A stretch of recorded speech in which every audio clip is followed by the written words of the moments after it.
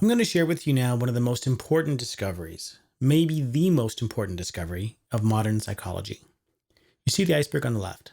Let's imagine that it represents the complete set of cognitive processes that are causally responsible for what we think, how we reason, how we form beliefs, and how we make decisions.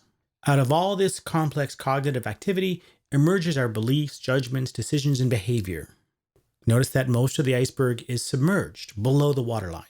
In this picture, the waterline represents the distinction between conscious and unconscious cognitive processes.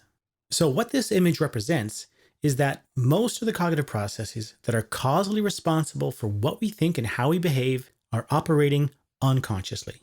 We don't have conscious access to them. We can't consciously observe them. They're operating below the surface, behind the scenes. In a way, this isn't news, in the sense that we've known about the importance of the unconscious since Freud. But what we're talking about here isn't connected to Freud's theory in any way. It's really a product of the modern cognitive revolution in psychology, which views brain functioning as a type of information processing activity. But it does have this very counterintuitive conclusion that, to a large extent, we're strangers to our own minds. Now, cognitive biases, like any other complex cognitive process, operate unconsciously as well. I'm not saying that all of our thinking is unconscious. That's clearly not true. What I'm saying is that the kinds of processes that result in biased judgments, like the ones we saw with the gambler's fallacy, typically have roots in cognitive processes that we have no conscious access to or control over. We might be able to consciously override a quick intuitive judgment when we're prepared for it. This is one way that training in cognitive biases can be helpful, but we have very little control over these quick intuitive judgments.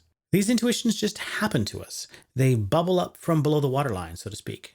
So a consequence of this view is that we can't detect bias simply by inspecting or introspecting our conscious beliefs and reasoning. This is important to understand if we want to get into the right headspace to talk about debiasing strategies, which we'll be getting to later in this course.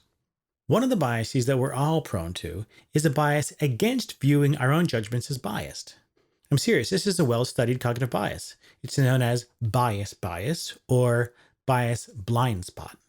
One of the reasons for this bias is that we have a strong intuition that we know our own minds, that we're experts on the causes of our own beliefs and decisions.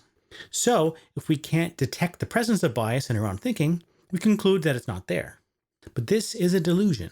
The truth is that for the most part, we don't know our own minds. And we need to accept this if we're going to be truly open to the debiasing strategies that we'll look at in the third section of this course. The video you just watched is part of a larger course on cognitive biases and critical thinking. You can find it on Udemy. Just click the link on the screen or in the video description to get a 50% discount on the sign up. Or you can find it and many other video courses over at the Critical Thinker Academy, where you can sign up for as low as $3 a month and get access to almost 20 hours of video training on a variety of topics related to logic, argumentation, and critical thinking.